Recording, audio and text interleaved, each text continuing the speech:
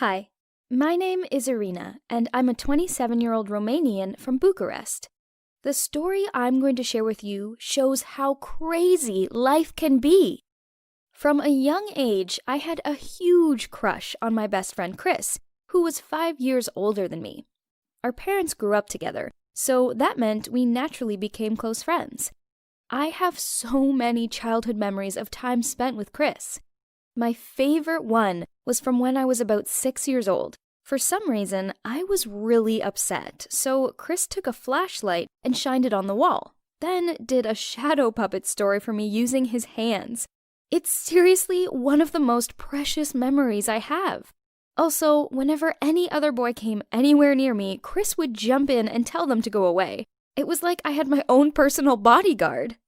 I always looked up to him, but the older I got, the more jealous I became any time a girl would go near him. That's the moment when I realized I had a major crush on him. We hung out all the time, but I never plucked up the courage to tell him how I felt. When I was 13, my family threw a New Year's party at our house. Chris was there, and the whole night we kept exchanging glances. At some point, I got up to go to the store, and he jumped up and offered to keep me company. On our way to the store, it was like time had stopped. Talking to him felt like the most natural thing in the world, and I just knew in my heart that we belonged together. On our way back to the party, I got the biggest shock of my life. Out of the blue, Chris turned to me and kissed me. I couldn't believe it! Then he told me he'd always had a crush on me, but the 5-year age gap scared him too much, so he had never told me about it. As quickly as I'd got my hopes up, they disappeared. Clearly, that meant we couldn't be together. I was so disappointed. It was as if he'd read my mind because he kissed me again and told me not to worry, and he promised me that if our paths ever crossed again, he'd marry me. That was the last time I saw him. His parents got a divorce, and him and his mom moved away, so we lost contact. But life has to go on, right? Throughout the next years, I had other relationships, and after college, I met someone. We fell in love and got married. It all moved quite fast, and right after our wedding, we moved to Italy. But that's when things went downhill. Back when we were in Romania, we spent a lot of time with our friends and had different schedules, so I'd only see my husband in the evenings. But in Italy, we were together all the time. Suddenly, we had no friends, only each other. And the more time we spent together, the more we realized how little we actually had in common. My husband felt like a stranger to me. We almost never kissed. He came home just to sleep, and I realized we were more like roommates than husband and wife. We started fighting, and I moved into the other room. After a few weeks of this, I couldn't take it anymore. We both realized if we continued, we'd never be happy, and we cared about each other too much to live a life like that. We decided to start filing for a divorce. We were adults and came to the conclusion that we'd be better off as friends. That was the toughest time of my life. But luckily, God has sent down an angel to help me. One day, I was coming home from work when something crazy happened. I received a Facebook friend request and almost dropped my phone when I realized who it was from. It was Chris! I hadn't seen or heard from him in 13 years. What a surprise! Of course, I immediately called him, and when he picked up, I almost cried. It felt so good to hear his voice again. We ended up chatting for hours, and I told him everything that had happened. You won't believe it, but he said he'd wait for me. After all those years, I was still the love of his life. In the years we'd spent apart, Chris has also had other relationships, but he never got married because he never lost hope that we'd meet again. He told me I was the only one he'd ever want to marry. On my 26th birthday, my divorce was finalized, and Chris was there for me during this whole time. Afterwards, we moved back to our hometown together, and I've never been happier. Never in my wildest dreams did I imagine we'd meet again. And we were both worried about what our families would think, but everyone was so happy for us. A few months after we'd moved home, I discovered that my fave artist of all time, Jacob Lee, would be playing a 2-day concert in our town. We went to watch him, and it was so much fun. His music was so symbolic of our love story. On the second day, we went to see him again, and it ended up being the best day of my life. The promise that Chris had made 13 years before suddenly became a reality. At some point during the performance, Chris was invited up on stage and started telling everyone our story. Then I got called up to join him on stage. I was so nervous, but deep in my heart, I knew what was about to happen. And sure enough, at my favorite artist in the whole world's concert, Chris got down on one knee and proposed to me in front of almost 600 people. Can you believe it? Of course, I immediately said yes, and now we're planning our dream wedding. And the best part of it all is that not only do I get to marry my childhood crush, but Jacob Lee is also invited to our wedding. It's like the best thing that ever happened to me. Jacob's song Chariot is going to be our wedding song, and the lyric Promise to Love You All My Life is pretty relevant to our love story. Don't you think?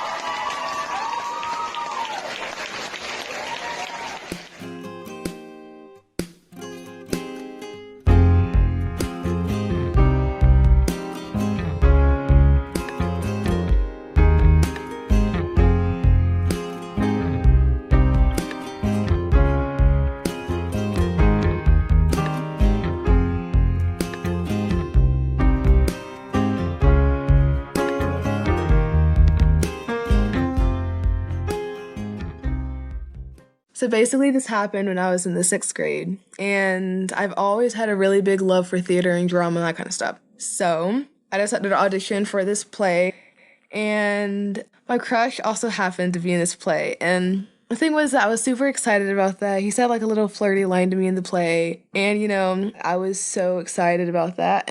But everything was going along pretty smoothly until something kind of went a little awry. So basically, my little sister also was in the play because there was, little people who were supposed to be in the play. And one day before practice, we were having a little break. I see my little sister and her friends whispering, over across the room. And I'm just thinking she's like playing with her friends. Immediately, her friends start saying, Hyla likes Dan. Hyla likes Dan. And so I'm like, oh, hold up. I turn around. I whip my head around. I'm like, okay, what the heck is going on? And all her friends, my sister's friends, they're literally, I kid you not, dancing, waving their arms like they're in some kind of gang. They all start chanting, Hyla likes Dan, Hyla likes Dan. I'm like, oh my God, I don't even know what to do. And they keep yelling it. And I'm looking at my sister like, I just turn around, I eat my food, I'm freaking out, I'm sweating, I'm breaking out. I'm just like, oh heck no, I don't know what in the world's going on here. And then he asks my sister, like he doesn't already know. He's like, Hyla likes who? And she tells him. She says it right in his face. And then he goes, okay, and then he goes right back on his phone. I'm distraught. I'm middle school. I'm all like her. I'm literally, I can't even take it. And so then his brother says to me, he's like, that's why you don't ever tell your family stuff. And I'm like, yeah, I know that now. I was in shock. Like, I was shooketh. I didn't know what the heck to do. So then I was home, and I ran into my room, and I got my stuffed animal. And I remember just sobbing into this stuffed animal, like literally, like it was all snotty and gross and wet. Like it was insane. Like that stuffed animal, I'm surprised he even survived to this day. And Then I tell my mom what happened. I'm like, oh my God, Hannah told my crush that I liked him. I'm like sobbing and crying. But anyway, I got over it. And the guy ended up not even being in the play. He got like replaced basically. So none of it really even ended up being a big problem. But anyway, basically what I learned is you shouldn't overreact, and also crushes fade and humiliations fade away. And now I literally just think of that as a funny story. Hi, my name is Alana, and honestly, I'm still so excited about this. I want the whole world to know. My whole life changed when I finally got to kiss my crush at a party. Sounds like something that happens every Friday night, right? But what if I tell you that it took a whole year for me to get to that point, and everyone recorded us while we did it? Also, it might have finally broken a family curse I'm sure existed, even though no one believes me. Yeah, it's a bit more complex than you originally might have thought, right? Well, let's tell you a bit about me. I come from this really dysfunctional family, and I mean messed up for real. Mom and dad are divorced, and so are my uncles and grandparents. Basically, anyone who got married in my family wanted out, like super fast. You might even call it a bit of a family curse. I don't know. But before we move on, like this video, hit that subscribe button and activate the notification bell. This will let you live 20 amazing years longer. Trust me, it works. I'm the youngest of 3 siblings. My brothers, Wendell and Jules, are both a mess. Jules got engaged to his girlfriend when they were still in high school. They got married like a week after graduating. Want to know how long that lasted? 2 months. Yeah, that's right. They didn't even make it to half a year. And my brother Wendell, yeah, he got himself into a shotgun wedding because he got the sheriff's daughter pregnant.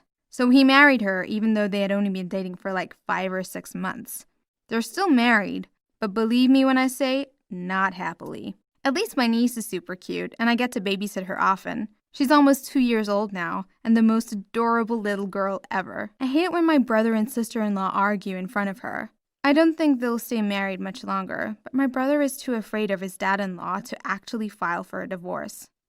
So, yeah, growing up, I had several Christmas parties and birthdays to celebrate in order to avoid my divorced relatives from ever meeting. Getting both my parents to go to a PDA was almost impossible.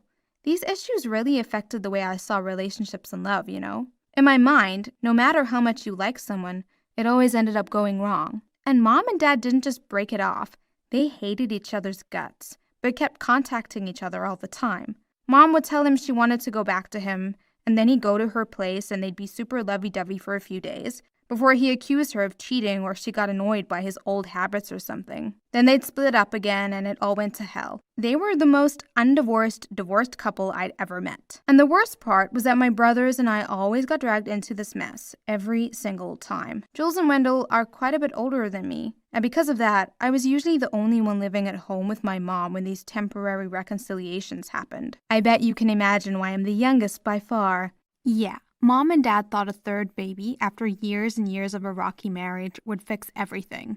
It only made things worse. A baby is a lot of work, and it puts a lot of stress on a couple. It can be a blissful arrival, sure, but it can also break what was already bent. And my parents, well, they got drunk. They might have told me I was the reason they got divorced. They never remember this the next morning, and I know it's not true, but it still hurts a lot. I have no idea how to deal with it, and I have to deal with that. My parents, my aunts and uncles, my brothers, and even my grandparents can be so stupid when it comes to relationships that I kind of figured out everyone was that way. That was why when I began having feelings for this cute guy at my school, Tommy, I immediately freaked out. In my head, this wasn't going to work out well at all. He was the perfect guy, you know? Good student, funny, super sweet, and oh my god, so damn hot. He was everything I wanted in a guy, and that scared me to bits. Because I had seen the pattern repeat itself over and over and over again, I'd fall in love, we'd date, everything would be fine. We'd fight, break up, reunite, break up, get married, go on a separation period, get back together, divorce, see each other in motel rooms pretending it was nothing serious. Yeah, I know. It's a messed up way of thinking, but it's what my family taught me happens when you fall in love. Oh, and don't even get me started on how afraid I am any potential boyfriend will cheat on me. Because my brother Wendell, the one that's still married, yeah, he has 2 lovers, and everyone in the family knows about it, except for his wife. That is, or perhaps she knows. Honestly, I don't even want to find out. So when I began fancying this super cute guy, I thought that I was going crazy. I had promised myself I'd never have a boyfriend, that it was too much of a mess anyways. But whenever I saw Tommy, I'd get all flustered and my heart would begin beating faster. I felt butterflies in my stomach, the whole thing. I was head over heels in love with the guy, and everyone noticed. Now the thing is, every single year, the super rich girl in our school threw an insane party for her birthday. Everyone was invited, and there was so much fancy food, drinks, and party favors. It was the event of the year, no doubt about it. We were all so excited about it, and everyone was planning what we'd wear to it. It was so much fun every single time, and crazy things tended to happen. Now, I'm not really a big party girl, but my friends really wanted me to go, and Tommy was going to be there. This might be your chance to finally kiss him, Samantha, my best friend, told me, trying to convince me to go. Yeah, you totally need to go. I mean, he's so into you. Why won't you just kiss him already? Carla, another of my friends, asked like for the 10th time. I rolled my eyes and sighed. Yeah, I knew he was into me, and everyone else seemed to know it too, but I was too afraid. I had explained this to my friends 100 times before, but they didn't believe me when I said that my family was cursed when it came to love. But I knew that we had to be. It was the only explanation.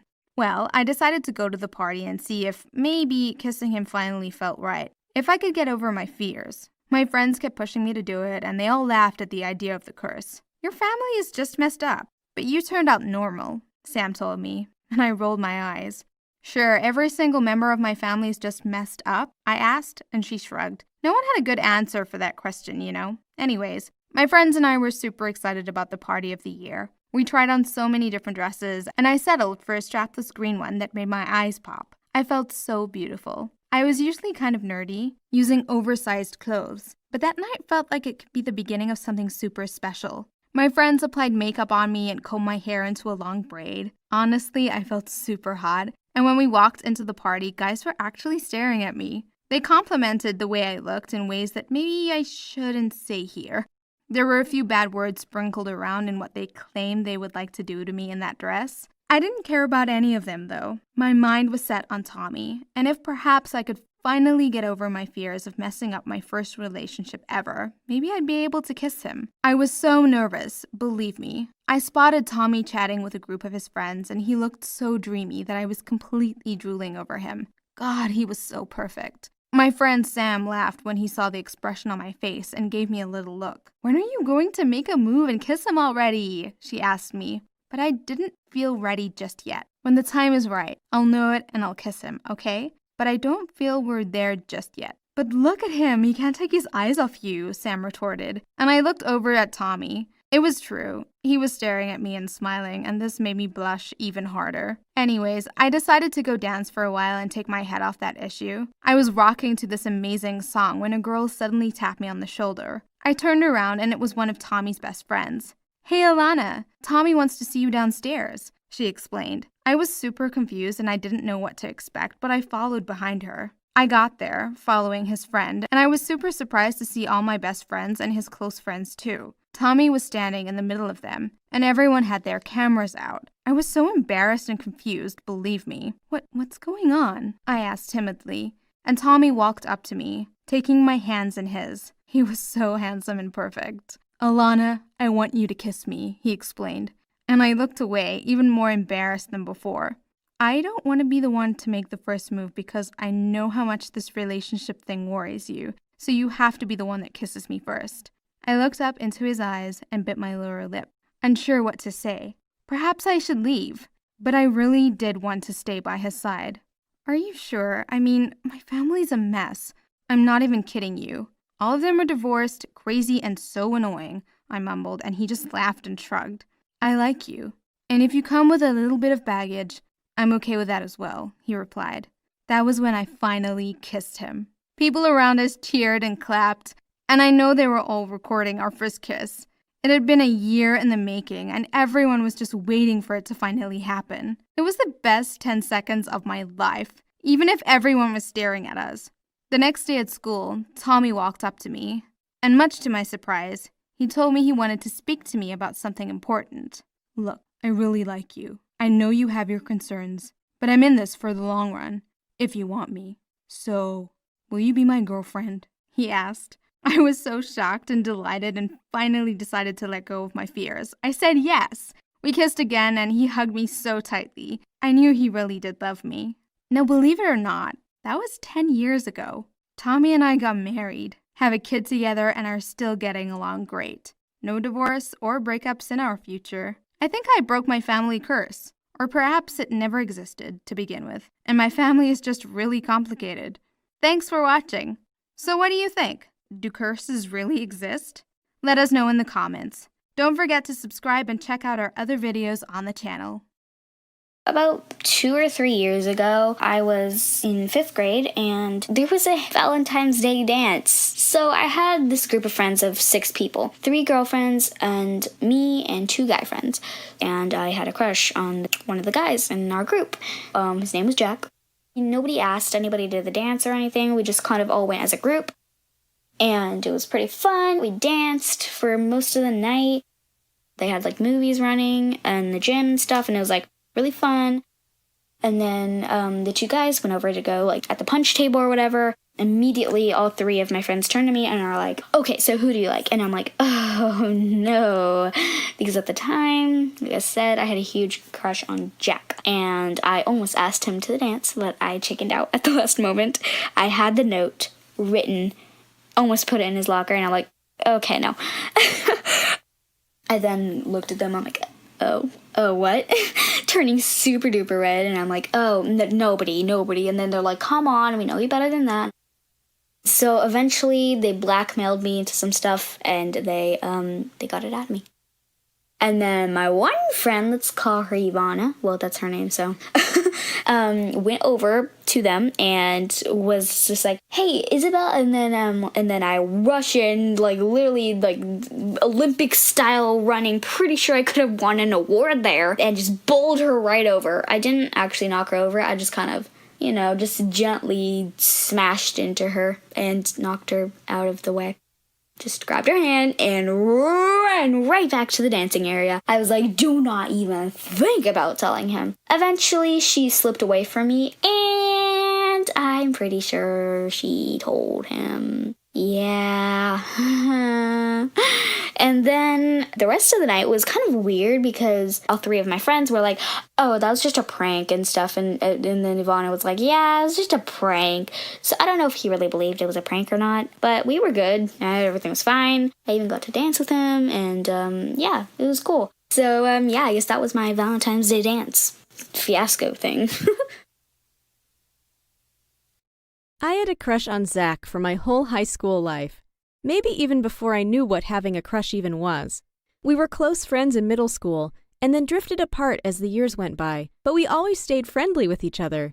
When we would walk past in the hallway, we would say hello and return to our conversation with our friends. All this time, though, I've been madly in love with him. Every time I see him with another girl, I get a sinking feeling in my stomach. I wish he would look at me the way he looks at the others, but so far, nothing like that had happened. Until one fateful day. All of my friends know that I would do pretty much anything to be with Zach, and they continuously tease me about my crush. Last time, when we were at Hannah's birthday party, all 6 of us were playing Truth or Dare in Hannah's basement. Most of the dares were silly, like get up and run around the room barking like a dog, or drink a can of Coke as fast as you can without stopping. But when it came to my turn, Hannah was the one to ask me, Truth or Dare. I chose Dare, as to not be called a wuss in front of all my friends.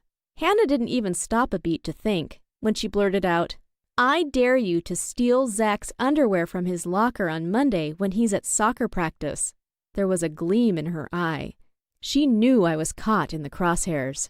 My face went bright red. I don't think that's gonna happen. Everyone in the room told me that I had to do it. They were all staring at me with wide eyes. No way, no how. Besides, I have dance practice when he's at soccer practice, so I can't do it. Oh well, try again, I said. Hannah dared me to skip dance practice and steal the underwear. I sighed. What would I do with his dirty underwear? I said. One of my friends said to cuddle up with them. The other said to sell them on eBay. Man, they were a little weird. They were obviously no help at all. Okay, I'll do it. But I better not regret this. If I regret it, "You're going to regret it even more," I said to Hannah. And then we spent the rest of the night devising the plan. After a night of cold sweats and no sleep, it was Monday morning, underwear day. All night I thought about how to chicken out, but I knew it wasn't going to happen. If I didn't go to school, Hannah would come to my house and drag me out by my ear. If I pretended like I stole it, she would know. I don't know how, but she would. Hannah would not let me live it down if I gave up on a dare like this. We'd been playing Truth or Dare as a group for 10 years, and no one had chickened out since 6th grade. That was the night we dared our friend Beverly to jump into the principal's pool naked. We snuck out to the principal's house at midnight, ran into his backyard, and she was just about to take her clothes off to jump in when the principal's dog came barking out of his doghouse. We are surprised we didn't die that night. So, technically, she didn't chicken out, but ever since then, everyone's done their dare. It's just like a rule now. Anyway, I spent most of that day at school trying to keep an eye on Zach. I didn't want anyone to tell him that I was going to be sneaking into his locker later. Sometimes my friends liked to tease him about me, too, and I had a feeling they would try to trick him into meeting me down there to catch me. So I made sure that no one really talked to him from my group. Zach was famous. He had a lot of friends from different cliques. One of the cheerleaders was chatting with him through our entire lunch period. One of the jocks was teaching him how to throw a three-pointer during gym class. And the computer whiz of the school had Nick showing him how to work a certain part of their robot in our electronics class. He just knew everyone, and everyone liked him. Maybe that's why I liked him too. After school, I usually go to dance class on Mondays from 3 to 5. But I was going to blow that off today. I hated doing that because dancing was one of the small ways that I could let my frustrations out. A dare is a dare, though. The soccer practice started at 3 as well, so I knew the boys would be coming out of the locker room soon. I waited by the staircase out of view until the last boy scuttled out onto the field outside. I snuck down into the locker room. It smelled like old shoes and skunk down there. Nothing I would ever want to smell again. Everyone's lockers looked the same, jam-packed with jeans and different colored t-shirts. I memorized what Zach was wearing so that my search would be easier. And after scanning for just a few minutes, I came across his at the end of the last hallway. I was rummaging through his clothes when I heard someone whistling down the stairs. If I got caught in here, I would be in so much trouble.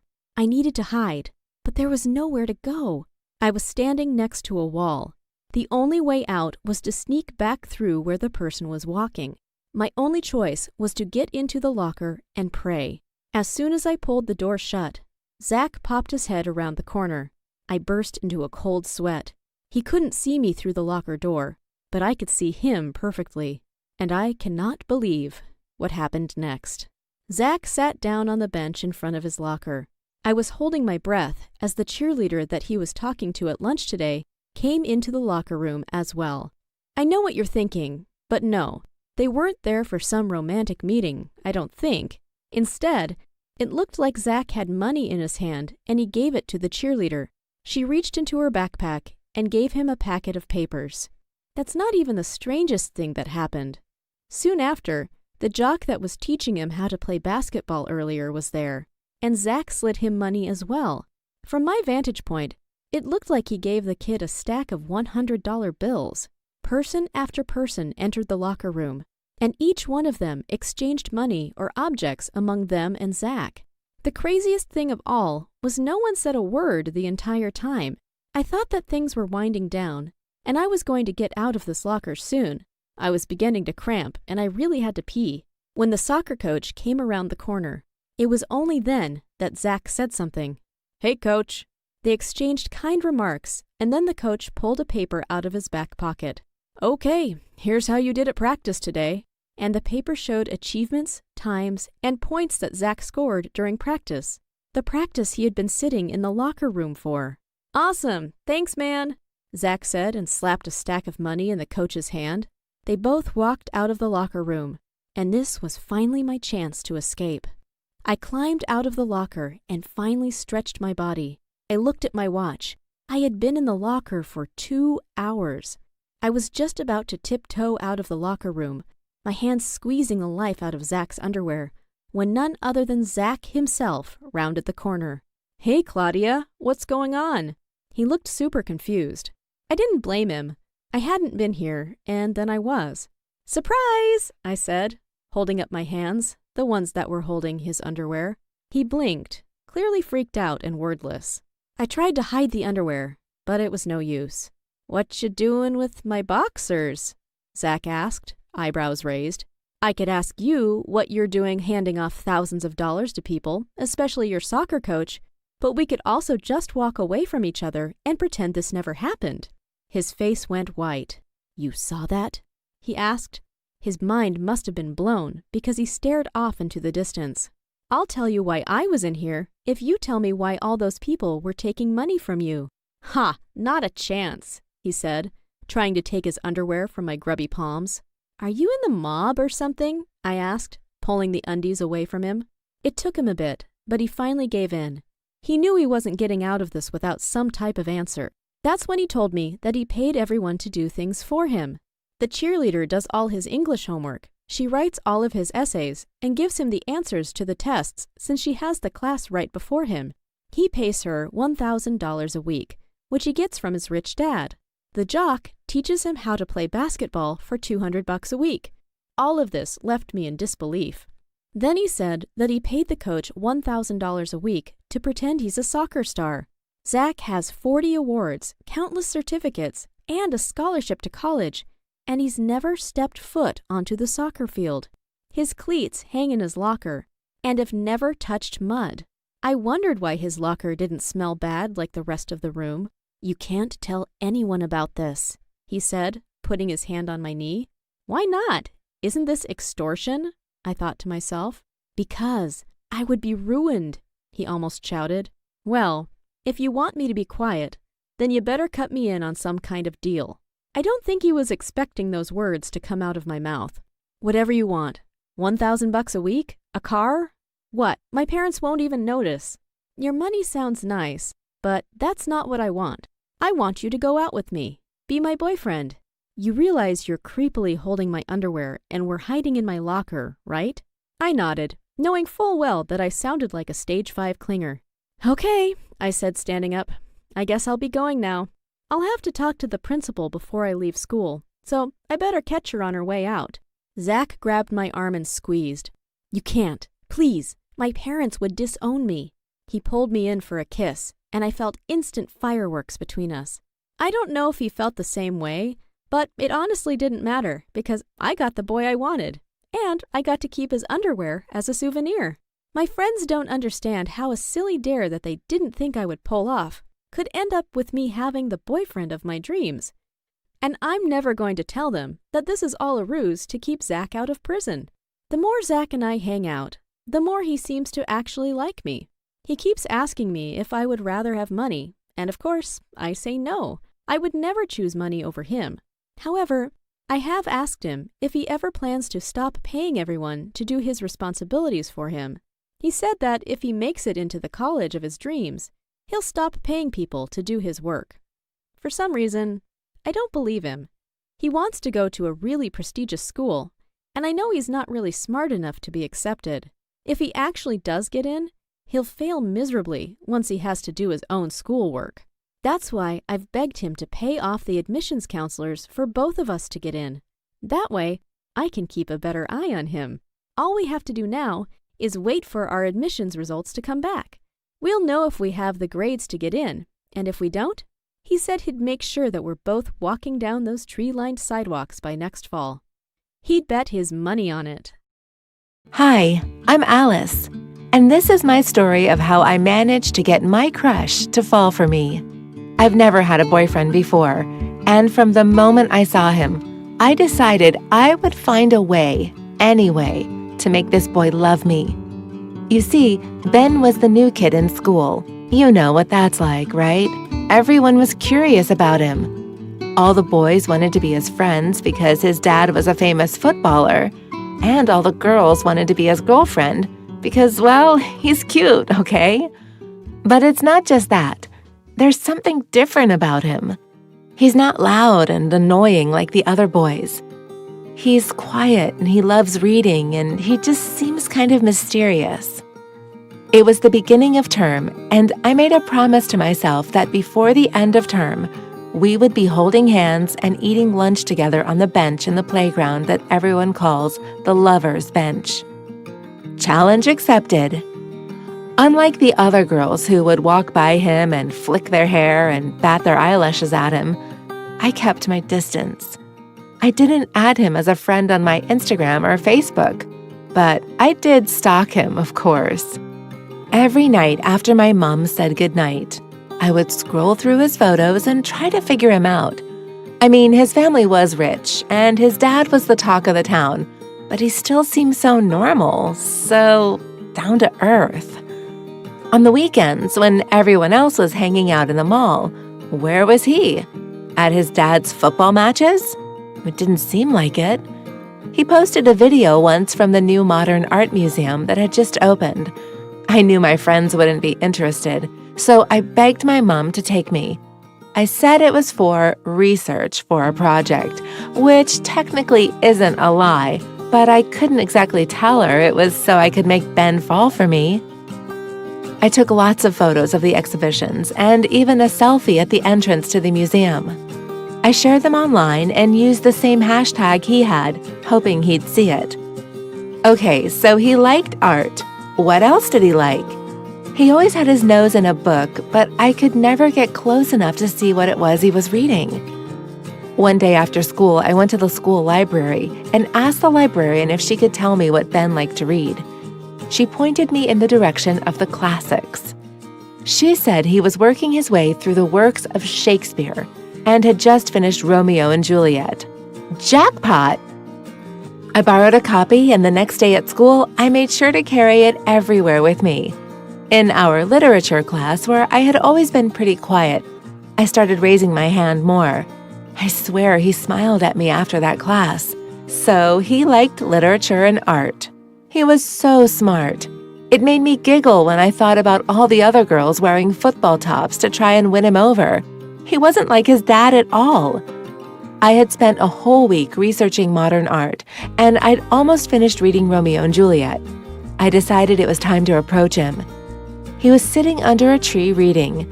I felt like my heart was going to burst out of my chest. I asked him if I could sit next to him, and he said yes. He said yes! Then I pulled out my copy of Romeo and Juliet. He told me it was his all-time fave, and then he offered me one of his chips. It was going well. I introduced myself, and pretty soon we were chatting nonstop. For the next few days, we always met under the same tree, and one day he asked me if I wanted to go to the theater with him. His sister was acting in it, and maybe I'd like it. I almost hugged him there on the spot. I walked away with a big grin on my face. I could see how annoyed the other girls were, like they couldn't believe he'd be interested in someone like me. We went to the theater together, and it was incredible. I even met his mom and dad. I think he knows that I'm new to this whole reading Shakespeare and going to art exhibitions kind of world. But hey, it worked! And he likes me for me. He laughs at my silly jokes and doesn't care when I can't pronounce some of the words in his books. And I guess that's what it's really about, isn't it? Finding someone who likes you for who you really are. Maybe I just should have had the courage to speak to him from the very beginning. I didn't need to pretend to be someone I wasn't. But I'll be honest, it was pretty fun learning about art. Sometimes it's good to discover new hobbies and interests. And hey, now I have a boyfriend.